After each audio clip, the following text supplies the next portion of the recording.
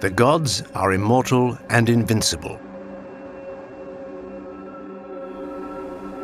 United, they are capable of beating the most malicious divinities.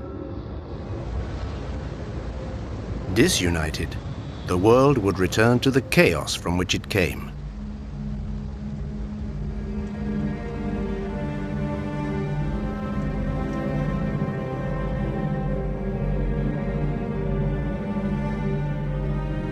These divinities are proud, susceptible, vain. They possess both cunning and intelligence. And when they use these two qualities, it is usually to quarrel, to plot, to betray.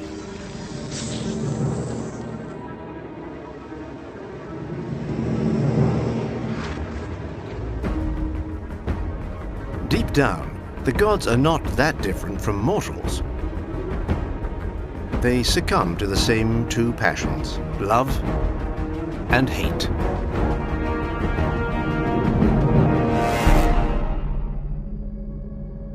However, one day a god appeared who was wiser, more rational than the others, capable of uniting instead of dividing, of constructing peace rather than preparing war.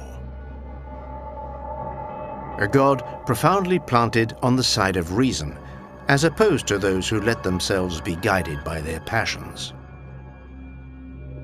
This god came to the world, but this god was a goddess, Athena.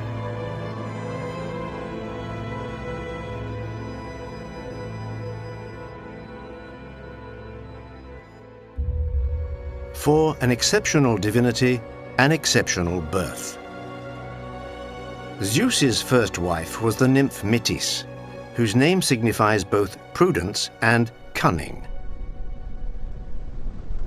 Despite a few storms brought about by the king of the gods' infidelity, this was a happy couple. And then one day, two other divinities, Gaia, the earth, and Uranus, the sky, came and knocked at the door of the master of Olympus. They delivered a worrying prediction. After having given birth to a girl, Metis would have a boy, and this boy would surpass his father in cunning and in power, and would eventually dethrone him.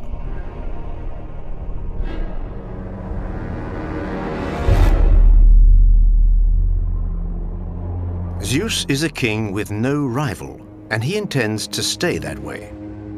He conquered his throne through fierce fighting and has no intention of sharing it, even less of conceding it. So when Metis was on the point of giving birth, Zeus, who was never short of a trick, set his wife a challenge. Just how great a metamorphosis was she capable of? Metis, far from imagining what was really going on, entered into the game. She went through a series of incredible transformations until, urged on by Zeus, she turned herself into a drop of water. Zeus congratulated her, applauded, and swallowed her. Delighted with the trick he had played, the king of the gods went about his business. A short time later, Zeus was overcome with atrocious headaches. So sharp was the pain that he called upon all the divinities of Olympus for help. To ease his father, his son Hephaestus, god of blacksmiths, struck him a terrible blow on the head with his sledgehammer. Immediately, wonder of wonders, a young girl, armed and helmeted, sprang out of the crack. She gave a deafening war cry, which echoed around Olympus. The gods were struck with fear. The rivers and the seas swelled up with roaring waves, and the sun reined in his fire horses. Athena had just been born.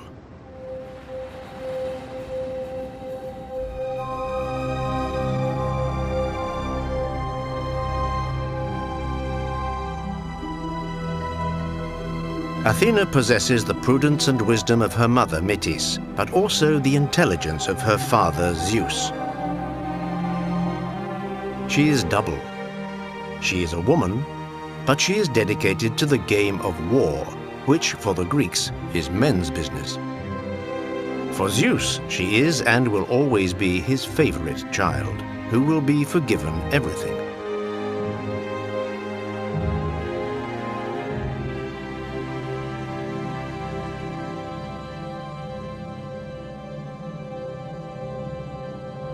Zeus entrusts the river god Triton with Athena's education. Triton himself has a daughter, Pallas. Very quickly, the two young goddesses become inseparable. But one day, during single combat training, as Pallas prepares to strike Athena, Zeus, afraid for his daughter, steps in. Surprised by the appearance of the king of the gods, the unfortunate Pallas drops her guard and receives a terrible blow from Athena. An involuntary blow, but a fatal one.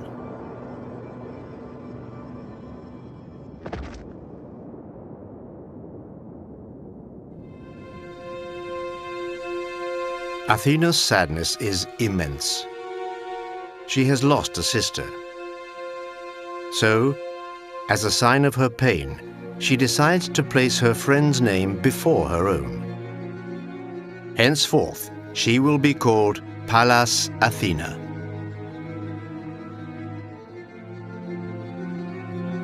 Athena grows up. Her beauty dazzles all those who meet her. But Athena remains insensitive. She fends off all advances. She is a virgin and she intends to stay that way.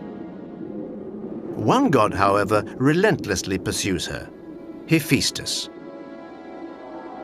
Hephaestus is the ugliest, the most graceless of all the gods. A limping blacksmith, it is he who, with a blow of his sledgehammer, brought Athena into the world. He is even more in love with her since being recently abandoned by his wife Aphrodite. One morning, Athena comes to Hephaestus's forge. She has come to order some weapons from him. Hephaestus is quick to tell her that he will accept no payment, that he will carry out his work just for the love of her. Flattered, Athena accepts. A few days later, the goddess comes to collect her weapons. Hephaestus at first greets her amicably, then suddenly, fired with desire, unable to control himself, he throws himself on Athena and tries to abuse her. In reality, Hephaestus, who does not usually behave so crudely, is the victim of a dirty trick played by no other than Poseidon, Zeus's brother. Poseidon and Athena have always been fierce rivals, and Poseidon has used Hephaestus to cause the goddess harm.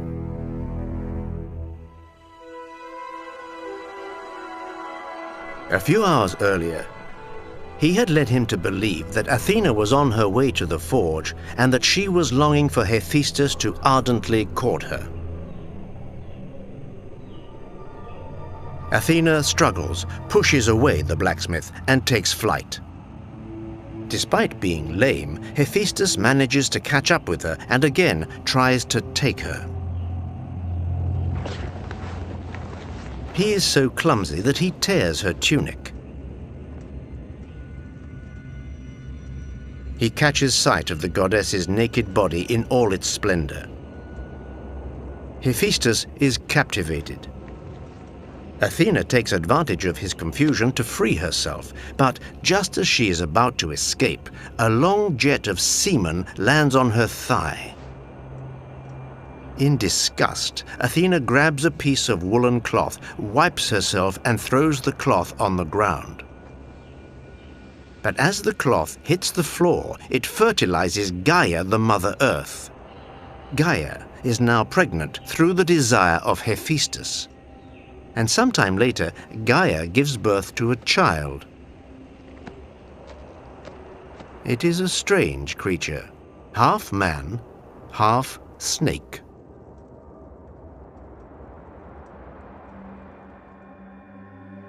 Horrified, Gaia announces that she refuses to bring up the child. But not to worry, Athena will look after him. She adopts him. She names this child sprung from the ground Eryctonius, which signifies autochthonous.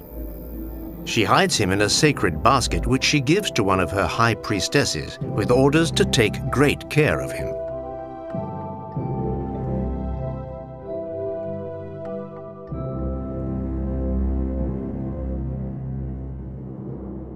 But one day, as she returns from a feast, carrying the sacred basket in which the young Eryctonius is dozing, her two sisters, burning with curiosity, lift the lid of the basket. When they see the snake-tailed child, they panic, scream in terror, and throw themselves from the top of the Acropolis.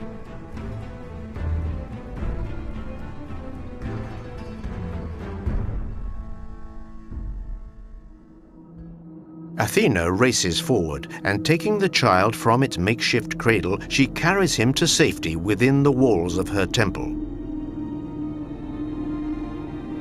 For days on end, she brings him up with so much love that everyone who sees them is convinced that the goddess is his real mother.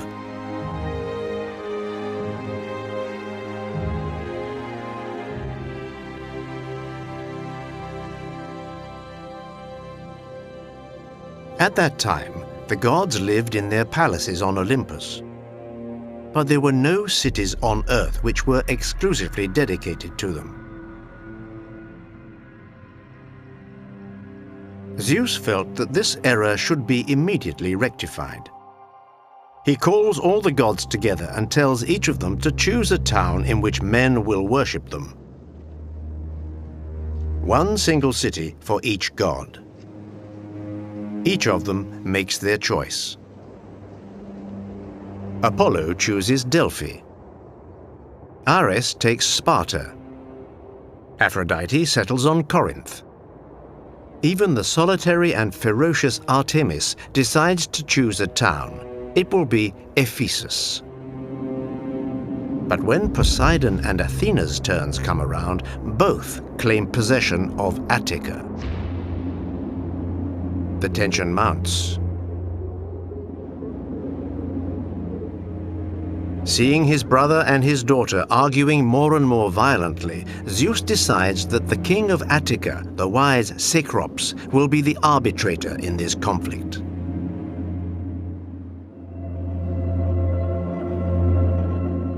Cecrops is a good sovereign. He has forbidden human sacrifices. He has made his region the most civilized country in the world. He has established monogamy, marriage, and has created the first law courts. And, something unheard of, not only has he given men the right to vote, but he has given it to women too.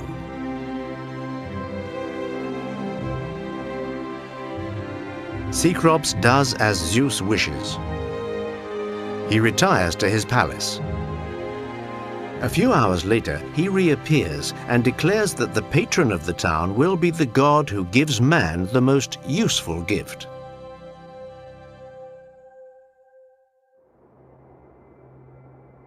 Poseidon is convinced he will win. The god of the oceans aims his trident at the ground and makes a magnificent water spring appear. The salt water flows across the arid plains.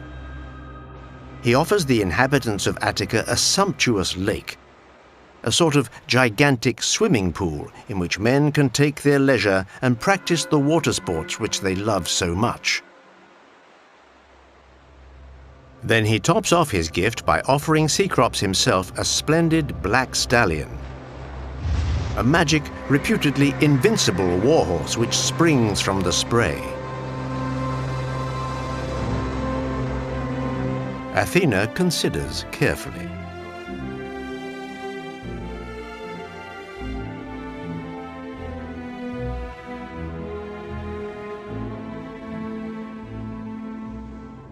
With a wave of her hand, she makes a tree grow out of the earth. An immense tree with silver branches and a knotted trunk. an olive tree. An olive tree whose leaves, she proclaims, will never fall, not even when winter comes. This tree, she declares, will bear fruit that you will press when it is fully ripe. It will feed you, you and your children, and your children's children. This tree will be a symbol of the peace and fertility that I grant you. Under the watchful eye of Themis, the goddess of justice, the inhabitants of Attica begin to vote. And it is the women's votes which tip the divine balance in favor of Athena.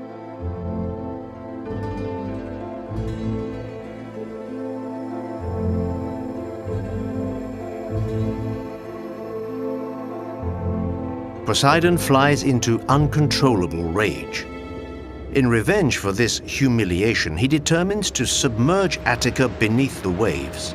But Zeus, who has attentively followed the ballot, forbids him.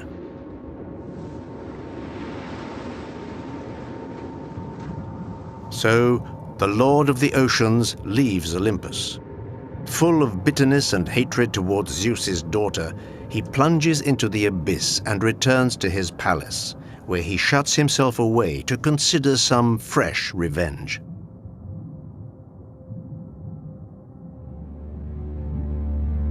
The logic of the inhabitants of Attica is simple. Poseidon offers them entertainment and war. Athena offers them peace and agriculture. And in homage to the goddess, they decide that the place will henceforth be called Athens. And her own son, Eryctonius, will be one of the first kings to reign over the city.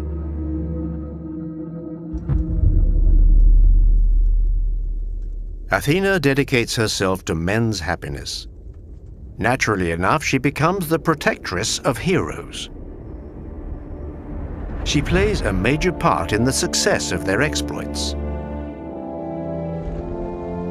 Without her precious help, Perseus would never have managed to beat the horrible Medusa, whose scowling face now decorates Athena's shield, a gift from the heroic Perseus to his protectress.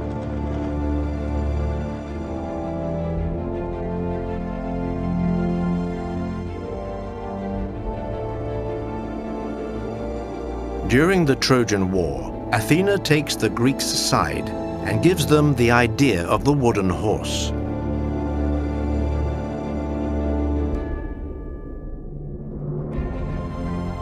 Later, she helps Ulysses to return to Ithaca.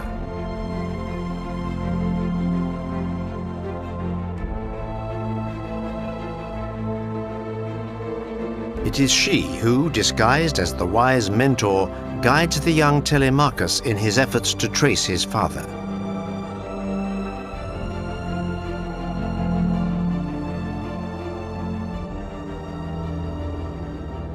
And she too, who one evening allows Prometheus to secretly enter Olympus so that he can steal fire, which he takes back to Earth to give to mortals.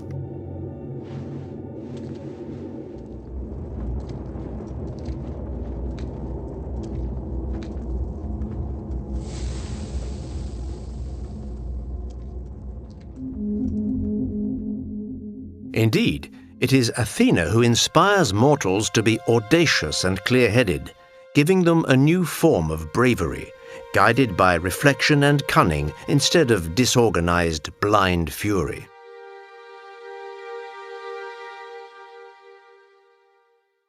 Athena, goddess of war, appears to mortals as the opposite of her brother Ares, who is also god of war, but a god of carnage and of blood. Athena, contrary to Ares, puts intelligence in the service of war in order to bring about peace, as opposed to the extermination of the enemy.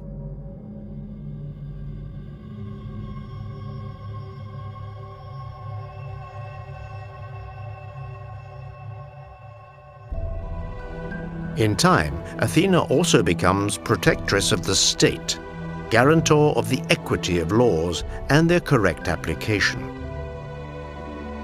But she quickly realizes that without prosperity, laws alone are not enough. So, in order for men's well-being to develop, she gives them the plough and the yoke for their oxen. She also teaches them numbers. She instructs women in the culinary arts, as well as weaving and spinning.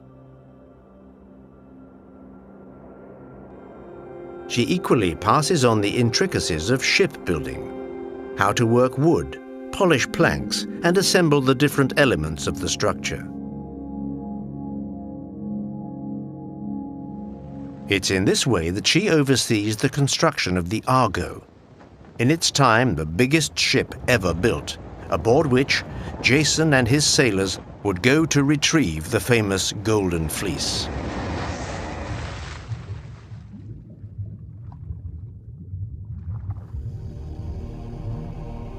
Once, only once, Athena felt jealous of someone else. It has to be admitted, it was concerning an artist who was sorely lacking in humility. Her name was Arachne. She was the daughter of a rich cloth merchant. Arachne had become a true expert in the refined art of weaving. She produced magnificent embroidery, thinking up motifs each more beautiful than the previous, creating veils and dresses of reportedly incomparable splendor.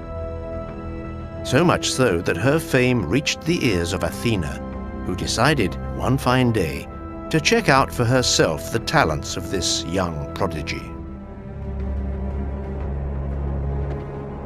Athena took the disguise of an old gray-haired woman and went to visit the young girl.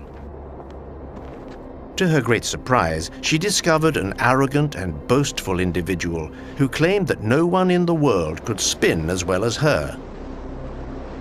And to crown this tactlessness, she added, no one, not even the goddess Athena. Athena at first took this attitude for adolescent bragging. She benevolently advised Arachne to take back her words and pay homage to the goddess. But Arachne, caught up in her own enthusiasm, persisted. Yes, she felt capable of beating the powerful Athena if she ever dared to take her on. And promptly insisting that she was going to prove it, she ran her fingers the length of the thread. The loom chattered, and little by little the motifs appeared. Arachne had chosen as her subject the love affairs of the gods and the metamorphoses which they frequently employed. When she had finished, Athena, still disguised as an old woman, inspected the work. There was nothing to be said. It was perfection itself. It was useless to compete. The work of the young Arachne was well beyond what she herself was capable of. The goddess was overcome with rage. She, who was usually so reasonable, smashed everything around her and stormed out of the room. When Arachne realized that the old woman was none other than Athena, she fell into despair. She had just committed an abominable sacrilege, and deeply offended the person who she, nonetheless, cherished above all others. Racked with remorse, Arachne shut herself away in her father's attic and hanged herself.